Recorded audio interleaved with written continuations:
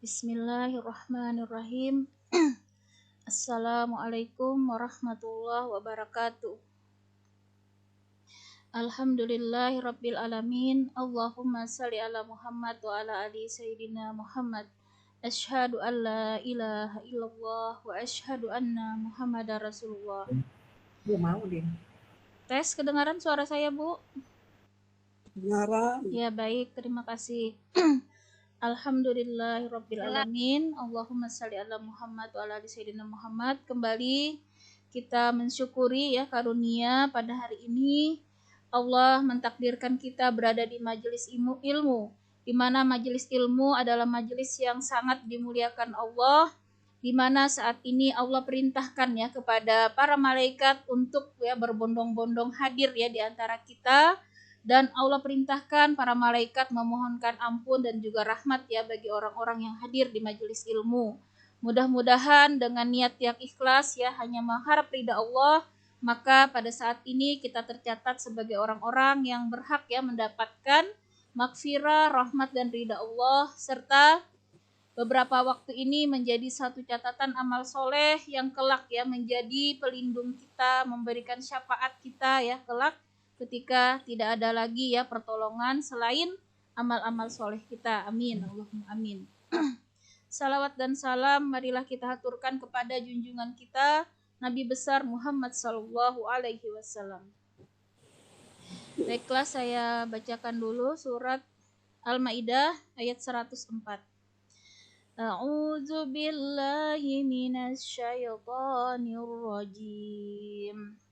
Bismillahirrahmanirrahim. Wa idza qila lahum ta'alu ila ma anzalallahu wa ila rasuli qalu hasbuna ma wajadna alaihi aba'ana awalau kana aba'uhum la ya'lamuna syai'aw wa la yahtadun.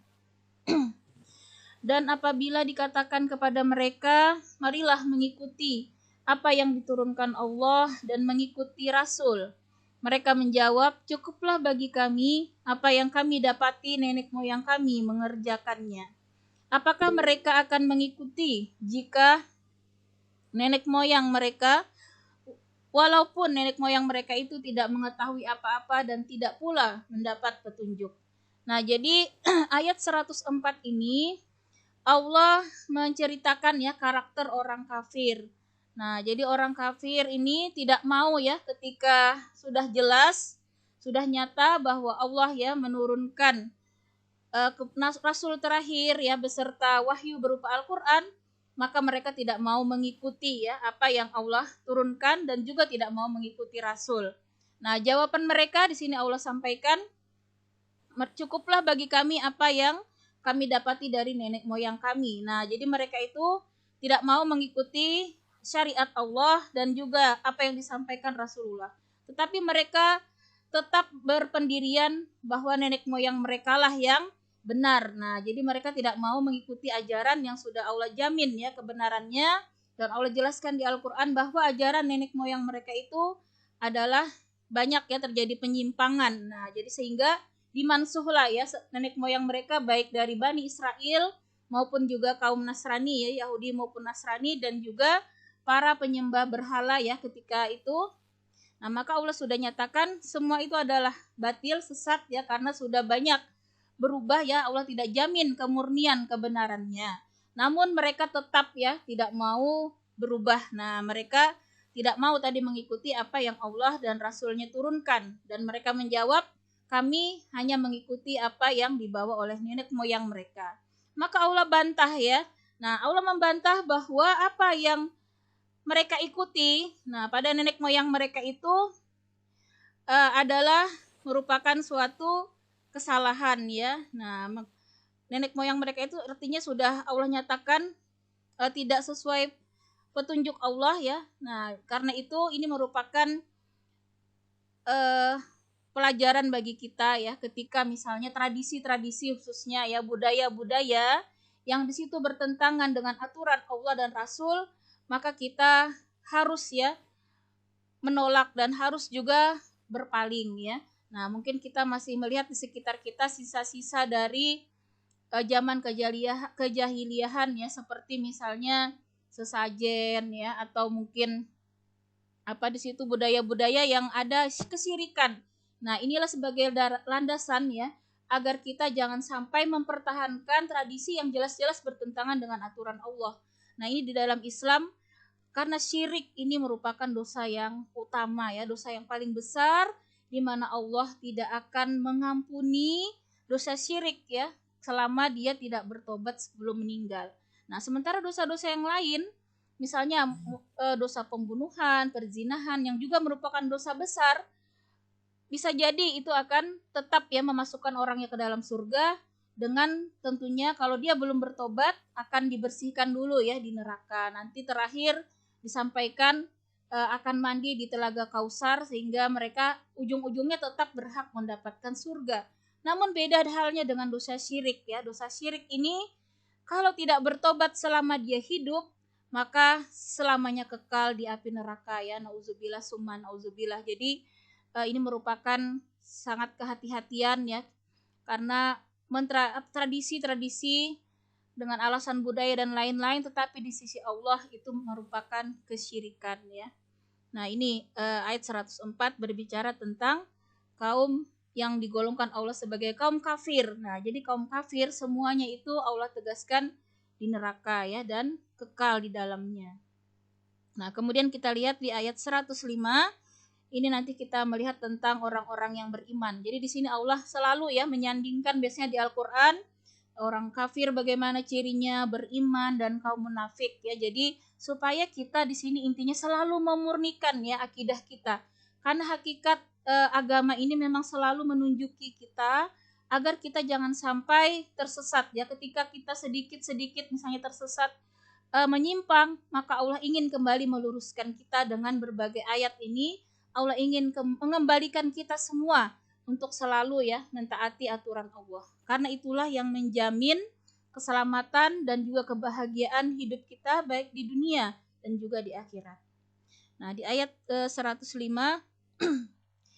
Ya ayyuhallazina amanu alaikum anfusakum la yadurrukum man dalla iza tadaitum ilallahi marji'ukum jami'an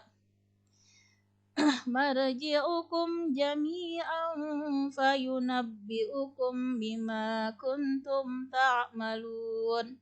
Nah, kemudian di sini Allah menegaskan ya bagaimana karakter orang beriman. Wahai orang-orang yang beriman, jagalah dirimu. Nah, Allah perintahkan kita untuk menjaga diri. Karena kata Allah di sini, orang yang sesat itu tidak akan membahayakanmu. Apabila kamu telah mendapat petunjuk, hanya kepada Allah lah kamu semua akan kembali, kemudian Dia akan menerangkan kepadamu apa yang telah kamu kerjakan. Nah, jadi di ayat ini kita sebagai orang beriman, Allah perintahkan untuk bersungguh-sungguh menjaga diri kita, akidah kita ya, ibadah kita, kehidupan kita agar tidak berpaling dari aturan Allah. Nah, jadi memurnikan tauhid, benar-benar kita hanya mengesahkan Allah dalam hal beribadah, menyembah, memohon pertolongan, apapun. Termasuk ibadah kita hanya kita persembahkan untuk Allah semata. Itulah yang Allah perintahkan, menjaga diri ya. Kita bersungguh-sungguh untuk menjaga iman kita dan juga mengamalkan ya apa yang sudah Allah perintahkan dan Rasulullah turunkan. Nah, itu perintah Allah yang sangat tegas ya untuk menjaga keimanan kita. Dan menjaga keimanan kita itu memang kita ingat iman itu senantiasa naik turun ya ibu-ibu, tidak bisa kita biarkan begitu saja. Tanaman saja kalau kita tidak siram ya, tidak dipupuk, dibiarkan, pasti lama-lama juga bisa mati ya, atau tidak produktif lah kalau pohonnya bisa tidak berbuah ya, dibandingkan dengan misalnya tanaman yang kita rawat ya, apalagi kalau penuh dengan kasih sayang, maka biasanya akan lebih baik ya. Sama juga dengan iman kita. Iman kita ini juga senantiasa akan naik turun. Jadi ada juga yang dikatakan iman yang sakit ya, iman bahkan ada iman yang mati. Nah, ada iman yang hidup. Nah, iman yang sakit itu artinya imannya mulai melemah ya, sehingga tidak bisa membentengi dari dirinya dari berbuat kemaksiatan. Nah, sehingga kadang-kadang terpeleset lagi ya berbuat maksiat. Nah, ini imannya berarti lemah ya, masih tidak stabil. Nah, beda dengan iman yang kokoh ya. Iman yang kokoh ini senantiasa mampu ya membentengi orang tersebut, baik perkataan, perbuatan, bahkan pikirannya untuk selalu mentaati Allah dan juga menjauhi larangan Allah. Nah, itulah maka dari itu Allah perintahkan kita untuk menjaga ya iman kita. Nah, merawat dan memupuk iman yaitu dengan dua hal ya. Kita ketahui yang pertama dengan ilmu, yang kedua dengan amal. Nah, jadi iman itu bisa bertambah ya, bisa sehat, bisa kokoh dengan ilmu. Nah, dengan ilmu kita tahu tadi ya bahwa kewajiban menjaga iman sehingga kita benar-benar berusaha tidak lalai ya untuk menjaga iman kita. Dengan ilmu kita paham tadi cara merawat iman, yaitu dengan di samping ilmu kita juga mengamalkan. Karena amal-amal soleh inilah yang akan menguatkan iman kita. Semakin kita banyak beribadah, maka iman kita semakin kuat. Tentunya ibadah yang dilandasi dengan ilmu ya dan niat yang ikhlas. Karena kalau ibadah juga tanpa ilmu, bisa jadi ibadah itu tertolak. Nih misalnya ya, kita rajin sekali misalnya sholat, tapi salah misalnya sholat maghrib 4 rakaat misalnya ya, nah maka tertolak ya ibadah tersebut. Jadi karena itu dengan ilmu kita paham ya bagaimana rukun sholat, sunat-sunatnya apa ya, kemudian yang membatalkan, nah kemudian bagaimana cara sholat khusyuk misalnya, maka ibadah itu nanti akan lebih tinggi ya nilai pahalanya di sisi Allah ketika kita lakukan dengan ilmu dan juga kita berdasarkan petunjuk ya apa yang Rasulullah tuntunkan, bagaimana Rasulullah sholat, bagaimana Rasulullah dalam mendidik anak, bagaimana Rasulullah dalam bermasyarakat dan seterusnya. Nah, jadi dua hal ini wajib hukumnya ya kita tuntut, makanya talabul ilmi minal mahdi ilal lahdi, Allah perintahkan tuntutlah ilmu dari buayan sampai liang lahat. Jadi tidak pernah ada kata berhenti dalam menuntut ilmu. Ini dalam rangka juga tadi menjaga diri kita, menjaga iman kita. Nah, jadi dengan amal semakin kita mendekati Allah, semakin kita semangat dan rajin beribadah, dia akan terus ya meningkatkan semangat beribadah kembali. Nah, jadi setiap ibadah itu akan memanggil ibadah-ibadah lainnya. Nah, semakin kita menjauhi ibadah, maka dia akan menggerus ya pelan-pelan semakin menjauhkan kita. Sekali aja nih kita mulai misalnya malas ngaji ya, dengan berbagai alasan kita buat ya supaya kita ada alasan tidak ngaji, lama-lama akan semakin malas ya, semakin malas. Itulah ya setiap sedikit saja kita lengah ya untuk menjaga, dia akan menjauhkan kita dari kedekatan dengan Allah. Karena itu kita memang harus memaksa diri untuk senantiasa ya mendekati Allah. Misalnya kita tidak sanggup saat sakit, misalnya tilawah, tidak sanggup seperti normal, bolehlah kita mendengarkan murotal ya. Tidak sanggup mungkin tahajudnya berlama-lama, bisa kita sambil berbaring misalnya ya. Bisa juga diganti dengan ibadah zikir atau misalnya bersedekah. Jadi makanya banyak ibadah itu adalah cara Allah yang memberikan kita itu supaya kita tidak bosan ya dalam beribadah. Nah, kita bisa pilih-pilih mana yang kondisional kita. Kita sanggupnya hari ini mungkin hanya berzikir, tidak sanggup bersedekah misalnya, karena diriwayatkan bahwa subhanallah walhamdulillah wala ilaha illallah wallahu akbar itu juga bernilai pahala sedekah. Nah, karena itu misalnya saat ini kita sedang kesulitan ekonomi, kita tidak mampu mungkin bersedekah dalam jumlah banyak, bisa kita ganti dengan zikir ya. Kita bisa ganti dengan sholat duha misalnya dan lain-lain. Saat ini kita tidak bisa haji karena kondisi saat ini, maka bisa kita ganti dengan sholat syuruk ya kan. Sholat syuruk, sholat setelah subuh kita tidak beranjak dari tempat duduk, kita lanjutkan zikir kurang lebih 15 menit ya, maka itu sudah bisa sholat syuruk ya. Kalau kita ada di aplikasi HP itu memang ada jam-jamnya ya, sekitar mau amannya sih 30 menit lah ya, 30 menit dari sholat subuh itu udah bisa kita sholat syuruk. Dan nilai sholat syuruk itu pahalanya sama dengan ibadah haji dan umrah secara sempurna, Masya Allah. Jadi jangan ada alasan ya, apapun kondisi kita terima, tapi kita masih bisa mendapatkan pahala ibadah haji dan umrah dengan sholat syuruk 2 rakaat, Masya Allah ibu-ibu. Jadi sholat syuruk itu juga merupakan sholat duha yang di awal waktu ya. Jadi waktu yang sangat pertama sholat duha itu disebut sholat syuruk ya. Jadi niatnya boleh sholat duha seperti biasa. Cuma waktunya tadi setelah kita sholat subuh, berzikir, kita lanjut sholat syuruk ya. Nah jadi Masya Allah sahabat-sahabat dulu, sahabat Rasulullah ya, jadi ketika habis subuh mereka tidak ada yang keluar masjid ya, berzikir sampai tadi mulai terbit ya, jadi masuk syuruk. Setelah itu mereka sholat duha, baru mereka biasanya keluar ya dari masjid. Nah sehingga mendapatkan pahala haji dan umrah secara sempurna. Nah itulah tadi ya cara kita menjaga diri dengan senantiasa menambah ilmu dan juga menambah amal-amal soleh kita. Nah kemudian Allah jamin di sini ya, bagi orang yang menjaga diri, kabar gembira. Karena Allah jamin, nah tidak akan sesat ya, dan orang sesat itu tidak akan membahayakanmu kata Allah. Nah jadi mau dunia itu hancur ya istilahnya, mau lingkungan itu sudah carut marut ya, mungkin sudah sangat, kalau kita lihat itu udah sangat parah ya kerusakan, baik manusia di sekitarnya ya, baik orang yang berusaha macam-macam lah, kadang Islam itu dirongrong ya dengan segala cara ya. Nah, tapi Allah jamin orang yang tetap menjaga diri ini, apapun kondisinya di lingkungannya, masyarakatnya, orang-orang sesat sekalipun, mau mereka bekerja sama dengan kekuatan apapun, maka sedikit pun tidak akan membahayakanmu kata Allah. Nah jadi bagi kita orang beriman, selama kita berpegang teguh kepada tali agama Allah dan kita juga senantiasa berusaha menjaga iman kita, maka tidak ada yang perlu kita khawatirkan. Kita harus tetap tenang karena Allah jamin apapun itu tidak akan membahayakan kita. Nah selama kita beriman dan berpegang teguh tadi kepada tali agama Allah. Nah, jadi biar seluruh dunia kata Allah bersatu padu ingin menghancurkan kita, khususnya ya orang-orang kafir, kita lihat segala cara mereka mau menghancurkan umat Islam ya.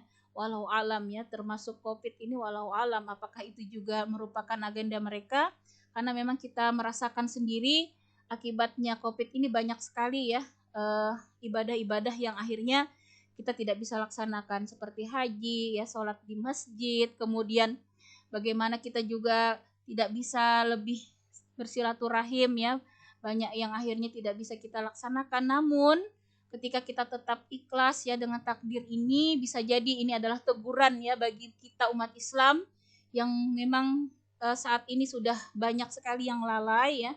Maka Allah tegurlah di saat kita mudah ke masjid, di saat kita mudah melakukan ibadah, kita banyak menyia-nyiakan sehingga sekarang baru sadar betapa berharganya ya saat-saat ibadah itu, nikmatnya ke masjid, nikmatnya kita bersilaturahim ya dan seterusnya. Nah karena itu ini mudah-mudahan juga insya Allah tidak ada yang buruk ya. Setiap kejadian itu tentunya Allah inginkan kebaikan bagi kita. Karena dari itu kita harus berbaik sangka kepada Allah, kita harus tenang menata hati kita. Yang penting tadi kata Allah, tetaplah kita berpegang teguh kepada tali agama Allah dan menjaga diri kita, menjaga iman kita. Maka apapun kondisi yang terjadi ini tidaklah buruk. Nah, kalaupun kita harus meninggal dalam Covid, ketika kita teguh dalam keimanan dan kita juga istiqomah dalam ibadah, insya Allah meninggal kita tercatat sebagai syahid di sisi Allah. Nah, karena meninggal dalam pandemi itu juga tercatat sebagai syahid ya, orang yang sakit itu juga tercatat syahid, sehingga tidak ada yang buruk ya. Nah, yang penting tadi bagaimana kita tetap menjaga diri kita dan iman kita. Kemudian Allah tegaskan tidak ada tadi yang membahayakan apabila kita tadi mengikuti petunjuk Allah. Nah, Allah jelaskan petunjuk Allah tadi berdasarkan wahyu, Al-Quran dan juga hadis Rasulullah, tuntunan Rasulullah. Itulah ya petunjuk yang Allah jamin sampai kapanpun, sampai akhir zaman kita tidak akan tersesat, kita tidak akan celaka selama kita berpegang teguh kepada dua hal ini ya. Bahkan di dalam riwayat hadis ya, Rasulullah menyatakan bahwa di akhir zaman ada umatku yang eh, beribadahnya itu bahkan nilainya melebihi 50 orang sahabat. Maka sahabat bertanya, siapakah mereka? Sahabat itu siapa artinya? Kata Rasulullah, ya kalian. Bahkan ibadah mereka itu melebihi ibadah 50 orang dari kalian. Nah, Abu Bakar, Umar, Masya Allah ya, ibadah mereka itu kan luar biasa. Tapi di akhir zaman kata Rasulullah, umatku yang mereka berpegang teguh kepada tali agama Allah, walaupun mereka tidak pernah bertemu denganku, mereka tetap istiqomah mengikuti tuntunan Rasulullah, maka nilai ibadah di akhir zaman itu kata Rasulullah ya di dalam sabdanya, ibadah mereka itu tadi nilai pahalanya melebihi 50 orang sahabat. Nah, insya Allah kita di zaman ini termasuk ya ibu-ibu, karena kita tidak pernah bertemu ya dengan Rasulullah, namun kita berusaha mencintai Rasulullah ya, dengan senantiasa berusaha mengamalkan ya sunnah-sunnah Rasul ya, kemudian mengikuti syariat Allah melalui yang Rasulullah tuntunkan, maka insya Allah kita termasuk di dalamnya, yaitu orang-orang yang bahkan Rasulullah sangat rindu dan cinta kepadanya. Nah, di sini ya petunjuk tadi itulah ya. Dan di dalam riwayat juga Allah menegaskan bahwa di akhir zaman ini memang Islam itu terpecah-pecah, bahkan lebih dari 70 golongan kata Allah. Namun satu golongan yang selamat. Golongan yang selamat itu bukan nama jamaah yang Allah tegaskan ya, tapi yaitu orang-orang yang berpegang teguh tadi kepada Al-Quran dan Sunnah. Nah, itulah yang dijamin Allah tetap selamat ya di akhir zaman. Nah, kemudian Allah tegaskan di sini, hanya kepada Allah kamu semua kembali. Nah, di sini Allah mengingatkan kita supaya kita tidak terlena ya dengan kesibukan-kesibukan dunia, dengan melalaikan ya perintah Allah, karena Allah tegaskan semua yang kita dapatkan di dunia ini, semua yang kita kejar mati-matian itu semuanya akan kita tinggal ya, tetapi kita semuanya kembali kepada Allah hanya dengan amal soleh saja yang menemani. Sementara jasad kita pun yang kita rawat, skincare, mungkin sampai juta-jutaan ke salon ya, itu pun tidak kita bawa ya. Hanya ulat-ulat nanti ya di dalam tanah yang memakannya. Namun yang akan kita bawa nanti bertemu Allah itu hanyalah amal-amal soleh kita. Nah, karena itu jangan sampai melalaikan kita dunia ini ya. Karena dunia kita sampai punya beralasan segala cara tidak mau hadir di majelis ilmu, tidak mau bersungguh-sungguh beribadah, ibadah hanya sisa-sisa tenaga capek-capeknya saja ya. Ibadah pun kalau ada perlunya, nah itu jangan sampai terjadi. Karena di sini Allah ingatkan bahwa semua kita itu akan kembali, dan Allah jelaskan Allah akan menerangkan kepadamu apa yang kamu kerjakan. Artinya semua yang kita kerjakan ini tidak ada sebiji zarah pun yang tidak kita pertanggungjawabkan di hadapan Allah. Bahkan lintasan pikiran ya, bersitan pandangan mata, pendengaran, kaki, mulut, apalagi ya, semua itu dimintai pertanggungjawaban. Nah, setiap yang ada di ucapan kita, di lintasan pikiran kita. Karena itu kita harus berusaha tadi menjaga diri kita ya.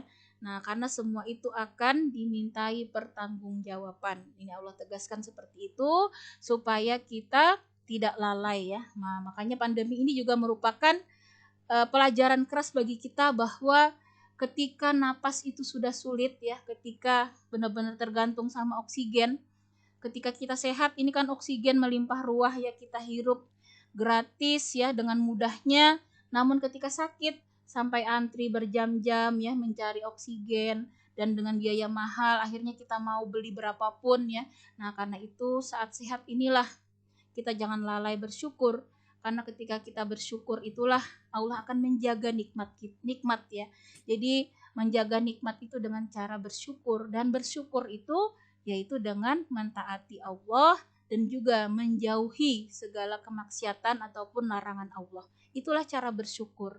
Nah, kita gunakan mulut kita untuk berzikir ya, kemudian kita gunakan harta kita untuk beramal, kita gunakan fisik kita ini untuk berbuat kebaikan. Itulah cara bersyukur ya. Senantiasa menggunakan nikmat dan karunia Allah ini untuk mentaati Allah, bukan dalam hal menuruti hawa nafsu, berbangga-banggaan gitu ya dengan harta, dengan jabatan. Nah, itulah yang Allah larang ya. Nah, jadi ini sudah sangat cukup ya, dua ayat ini pun sebenarnya kalau kita maknai, kita akan menangis ya kalau kita ingat kelalaian-kelalaian kita ya. Nah, selanjutnya di sini beda lagi ya bahasannya di ayat 106 sampai 108. Baiklah, kita baca dulu. Ya ayyuhallazina amanu syahadatu bainikum iza hadara ahadakumul mautu hinal wasiyyati isnani zawa adlim minkum aw akharani min ghairikum in antum darabtum fil ardi fa asabatkum musibatul maut tahbisunahuma min ba'dis salati fayuqsimani billahi in irtabtum la nashtari bihi samanan walau kana za qurba samanan walau kana za qurba wala naktumu syahadatallahi inna idzal laminal asimin. Artinya, wahai orang-orang yang beriman. Nah, kita kembali dipanggil ya oleh Allah. Apabila salah seorang di antara kamu menghadapi kematian.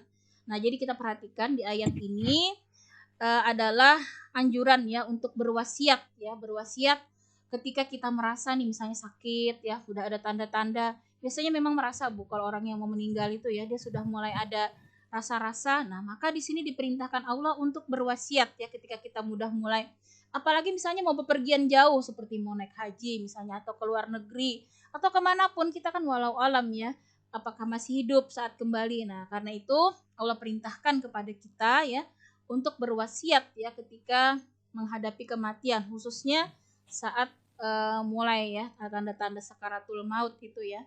Nah, disuruh berwasiat di sini, cara berwasiat Allah jelaskan, hendaklah wasiat itu disaksikan oleh dua orang yang adil di antara kamu. Nah, jadi syaratnya di sini yang penting saksi itu adalah orang yang adil.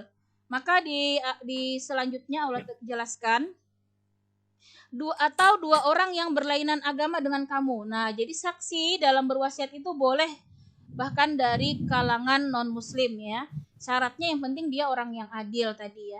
Nah, artinya kita sudah kenal baik dia itu orang yang misalnya jujur ya, orang yang adil, maka diperbolehkan juga bersaksi. Namun itu diutamakan lebih dahulu adalah orang yang muslim. Kalau misalnya tidak ada, boleh orang yang berlainan agama ya dengan kamu, kata Allah. Nah, kemudian misalnya di sini Allah tegaskan, jika kamu dalam perjalanan di bumi, nah ini misalnya kita dalam perjalanan, tiba-tiba kamu ditimpa bahaya kematian. Nah, artinya saat kita di perjalanan itu mungkin kecelakaan dan kita masih hidup nih misalnya ya. Maka segeralah kita di situ mencari orang-orang yang ada di sekitar kita untuk berwasiat tadi. Jadi bagaimanapun kondisinya Allah perintahkan kita untuk berwasiat walaupun mungkin orang itu tidak kita kenal ya. Nah, kita temukan orang di tempat kita udah saat kecelakaan misalnya, segeralah kita sampaikan tadi ya dan suruh mereka bersumpah ya dengan nama Allah. Nah, maka di sini jadi asbabun nuzul ya dari ayat ini, memang ketika itu ada seorang muslim ya, dia bepergian kemudian mendekati sakaratul maut. Dia itu berwasiat kepada dua orang yang ternyata non muslim ya, karena dia tidak menemukan orang muslim. Nah, ketika itu dia menyampaikan dia mempunyai beberapa harta yang dia wariskan ya kepada ahli warisnya. Nah, dengan wasiat itu dia menyampaikan ini anaknya yang ini, bagiannya ini dia sampaikan seperti itu. Nah, dan orang yang sakit ini juga membawa sesuatu benda berharga. Di dalam tafsir itu dikatakan seperti cawan emas begitu ya. Nah, benda berharga, dan dia minta sampaikan itu kepada ahli warisnya ya, dan benda-benda lainnya dia minta disampaikan. Nah, akhirnya yang dua tadi ya, dua orang yang non muslim tadi yang dikasih wasiat tadi menyampaikanlah kepada ahli warisnya benda-benda berharga yang diperintahkan tadi untuk disampaikan. Namun ahli warisnya protes ya. Dulu ayah kami itu membawa suatu benda berharga berupa cawan tadi ya dari emas. Nah, mana cawan itu ya? Maka dua saksi tadi tidak mau menyembunyikan ya, mereka tidak mengaku, tidak ada gitu ya, tidak ada kata yang dua tadi. Tidak ada ayahmu menitipkan kepada kami berupa cawan berharga tadi, tidak ada. Nah, akhirnya diselidik-selidiki oleh ahli warisnya, di Mekah itu ternyata terdapat ya cawan yang mereka kenali, karena anaknya kan tahu ya benda-benda ayahnya yang berharga, dia tahu kebetulannya ayahnya membawa benda tersebut. Nah, dia dapati pada seseorang dan ditanyakan, dari mana Anda mendapatkan cawan itu ya? Maka orang yang mempunyai cawan tadi menyatakan dari dua orang yang merupakan saksi tadi. Nah, akhirnya diadukanlah kepada Rasulullah ya, maka turunlah ayat ini. Nah, jadi ayat ini terkait tentang tadi persaksian, dan karena itu di ayat selanjutnya ya ini menjelaskan, saya selesaikan saja ceritanya ya. Jadi akhirnya maka ahli warisnya ini meminta petunjuk ya kepada Rasulullah, dan Rasulullah melalui ayat ini, dan saksi yang dua orang tadi karena mereka itu bersaksi palsu maka batal persaksiannya. Nah, sehingga persaksiannya itu digantikan dengan kesaksian oleh dua ahli warisnya bahwa orang tua mereka juga mempunyai harta lain yang mereka sembunyikan ya. Nah, jadi seperti itulah Allah tegaskan di sini, makanya diperintahkan tadi orang yang menjadi saksi ini syaratnya dia selain bersumpah tadi dengan nama Allah, dan dia diperintahkan benar-benar ya dalam rangka menolong orang yang tadi berwasiat, dan tidak ada mengambil keuntungan. Nah, jadi tidak boleh saksi itu misalnya dikasih uang ya supaya bersaksi palsu. Kan banyak ya kejadian di pengadilan kita ya, gara-gara disuap begitu ya, akhirnya mereka bersaksi sesuai dengan pesanan ya, bukan dengan fakta dan kenyataan. Nah, inilah yang Allah laknat ya, ternyata ini terjadi ya. Saat ini kita banyak melihat banyak orang-orang bersaksi palsu demi harta. Maka Allah di sini sudah menyampaikan ya 1400 tahun yang lalu ya, saat Al-Qur'an ini diturunkan, bahwa Allah melaknat ya orang-orang yang bersaksi palsu ya. Nah, jadi tidak boleh dalam bersaksi itu mengharap keuntungan. Nah, ya, kemudian di sini Allah tegaskan termasuk berdosa ya. Jadi orang-orang yang bersaksi palsu itu merupakan suatu dosa yang besar di sisi Allah. Nah, jadi Allah tegaskan harusnya mereka takut ya kepada Allah yang Maha melihat. Nah, maka di ayat 107 ini penjelasan tadi ya, dan 108 ini lanjutannya. Fa in usira ala annahuma istahaqqa isman fa akharani yakumani maqamahuma minal ladzina istahaqqa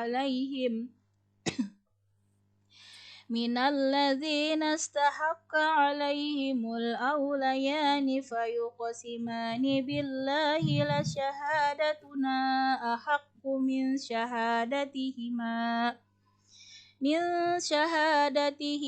wa ma'tadaina inna idzal laminaz zalimin.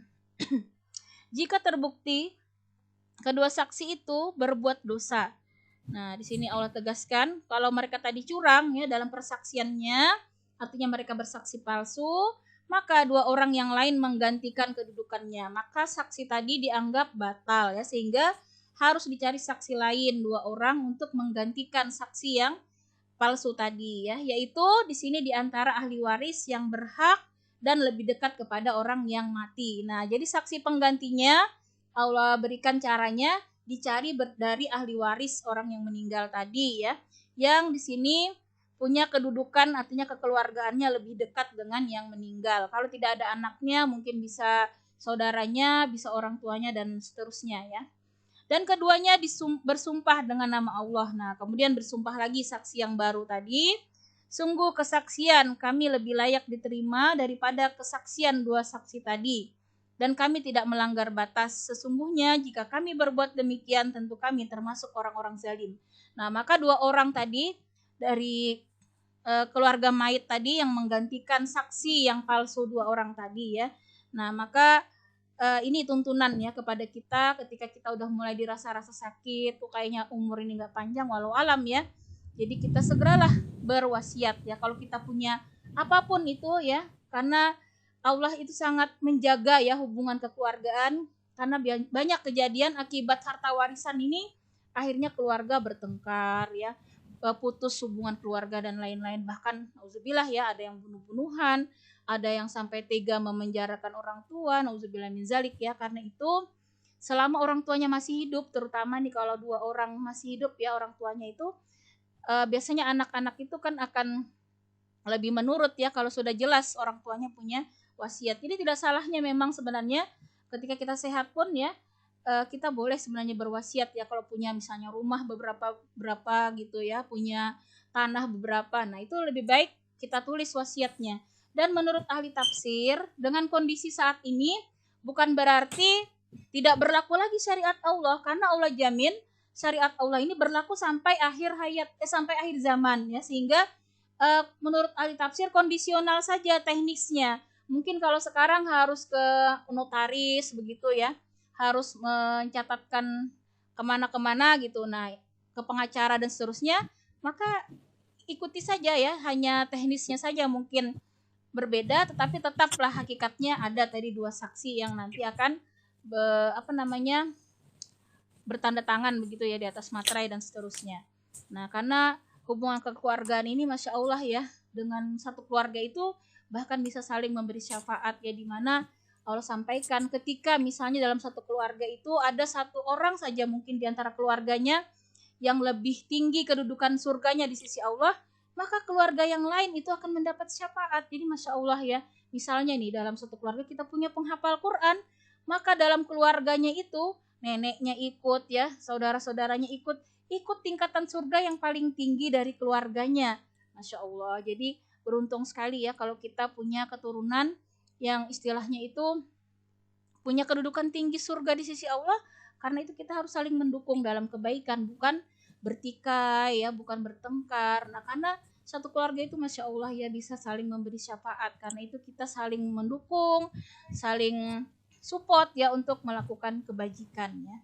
Nah, ini tadi ya yang kemudian yang di ayat 108 ayat terakhir tadi Allah tekankan bahwa orang yang bersaksi dengan jujur tadi tidak termasuk orang zalim. Jadi Allah jamin mereka adalah orang-orang yang Allah ridai ya. Dan terakhir ya, zalika adna ayyatu bisyahadati ala wajhiha aw yakhafu an turadda aymanum ba'da aymanihim wattaqullaha wasma'u wallahu la yahdil qaumal fasiqin. Dengan cara itu mereka lebih patut memberikan kesaksiannya menurut yang sebenarnya. Dan mereka merasa takut akan dikembalikan sumpahnya kepada ahli waris setelah mereka bersumpah. Bertakwalah kepada Allah dan dengarkanlah perintahnya. Dan Allah tidak memberi petunjuk kepada orang-orang yang fasik. Nah, artinya Allah mengingatkan ya kepada orang tadi yang bersaksi palsu. Harusnya mereka itu khawatir ya kalau nanti artinya Allah bongkar ya kepalsuan mereka. Tentunya melalui ahli waris itu kan tahu betul ya harta-harta orang tuanya ada yang sembunyikan tadi.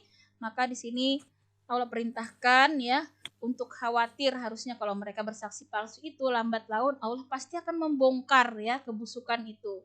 Nah, jadi jangan pernah kita berani ya menyimpan kedustaan, maksiat, karena ibarat bangkai ya, lama-lama itu akan tercium baunya. Nah, karena itu ketika kita melakukan kebaikan ya, kita benar-benar hanya mengharap ridha Allah, termasuk maksiat. Kita takutnya bukan karena takut dinilai orang jelek atau dan lain-lain, tapi kita takutnya karena kita yakin Allah Maha melihat dimanapun kita bersembunyi, ketika kita berlaku curang, berlaku korup misalnya atau apapun, maka Allah Maha melihat dan Allah Maha mengawasi dan Allah Maha mengazab ya setiap kesalahan kita. Nah, maka Allah tekankan lagi di akhir ya, bertakwalah kepada Allah. Nah, jadi kita sungguh-sungguh dalam hidup ini, ending dari semua ya, kegiatan kita ibadah ya, semua apapun itu endingnya adalah kita itu menjadi manusia bertakwa. Nah, jadi kalau sehari kita semakin takwa, itulah manusia yang beruntung kata Rasulullah ya, yaitu manusia yang hari ini lebih baik dari hari kemarin, dan manusia yang celaka itu adalah yang lebih buruk dari kemarin. Dan kalaupun sama dengan kemarin, maka itu dikatakan manusia yang rugi. Nah, sehingga ketakwaan ini harus terus kita tingkatkan dengan berbagai cara. Dan meningkatkannya tadi ingat dua cara ya yang sudah Allah jelaskan, yaitu melalui ilmu dan amal. Itulah yang akan meningkatkan ketakwaan kita. Amal-amal soleh itu semakin kita banyak melakukan ketaatan, melakukan ibadah, maka ketakwaan kita semakin meningkat ya. Dan itulah yang Allah perintahkan dalam hidup kita. Hakikatnya adalah beriman dan bertakwa ya. Bertakwalah kepada Allah, dengarkanlah kata Allah, perintah Allah. Nah, dengarkanlah perintahnya. Artinya kita memang disuruh di sini ya, Al-Qur'an, hadis, itulah proyek pertama kita dalam hidup, proyek utama kita. Bagaimana kita mendengarkan kalam Allah ya, memahami ya, mentadaburi dan berusaha mengamalkan yang Allah berikan ya di dalam Al-Qur'an dan juga hadis. Nah, itulah proyek pertama dan utama dalam hidup kita, bagaimana mengamalkan, memahami ya Al-Qur'an, memahami hadis dan berusaha mengamalkan ya semaksimal kita dalam hidup ini. Dan Allah tegaskan, Allah tidak akan memberi petunjuk ya kepada orang-orang yang fasik. Nah, jadi hati-hati. Kalau selama ini kok kita nggak senang pengajian ya, kok kayaknya kita itu kalau lebih senangnya nonton-nonton yang nggak bermanfaat misalnya, hati-hati. Jangan sampai kita turuti hawa nafsu ya, maka lama-lama kita akan menjadi orang yang fasik ya. Fasik ini artinya dia suka bermaksiat ya. Maka itu tadi kita diperintahkan menjaga supaya kita senantiasa semangat ya dalam beramal. Jangan pernah kita turuti bisikan-bisikan nafsu, kemalasan ya. Harus kita lawan, harus kita paksa diri kita untuk senantiasa istiqomah ya di jalan Allah. Demikian ibu-ibu, wallahu a'lam bishawab. Saya mohon maaf atas segala salah hilap dan mohon ampun kepada Allah jika ada kesalahan. Semoga Allah senantiasa ya menunjuki kita kepada jalan yang lurus, dan mudah-mudahan kita semua kapanpun ya Allah menakdirkan kita harus kembali, semoga kembali kita semua dalam husnul khatimah. Amin. Allahumma amin. Baiklah ibu-ibu, karena waktu ya masih ada, saya tutup dulu videonya.